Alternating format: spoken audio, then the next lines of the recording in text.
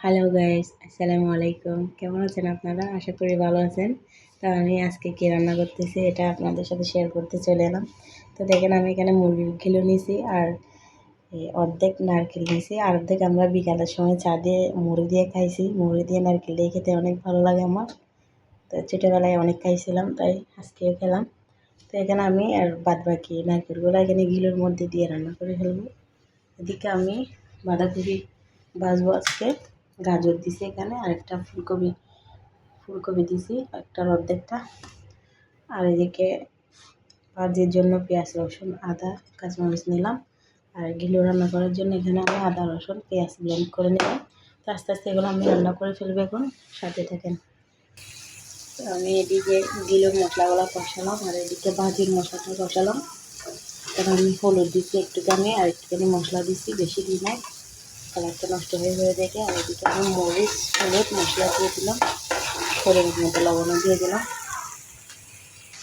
ভাজিগুলো দিয়ে দিলাম। আর এদিকে আমি গিলো আর নারকেলগুলো দিয়ে দিলাম। এখানে আমি কিছু গোটা মশলা ব্যবহার করতেছি। তারপরে আমি দেখে দেবো ভাজিগুলো দেখে দিলাম। গাইস, এখন আমি তরকারিগুলো একটু নেড়ে দেবো। ভাজিগুলো একটু সিদ্ধ হয়ে বসে গেছে মনে হয়। সেরকম অনেকগুলো দিয়েছিলাম, একদম কমে একদম তলায় পড়ে গেছে ভাজিগুলো। ওইদিকে দেখে কী অবস্থা, এগুলো কষা শুরু হয়েছে।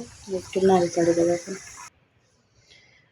গাইস, আজকে আমার সব রান্না কমপ্লিট হয়ে গেল। এই যে ভাজিগুলো হয়ে গেল দেখেন। আর এদিকে তরকারিগুলো, ভাজিগুলোর কালারটা দেখেন মাশাআল্লাহ অনেক সুন্দর হয়েছে। আর তরকারিগুলো দেখেন, আগের গিলোগুলো আর কি তরকারি বলতেছি, সরি।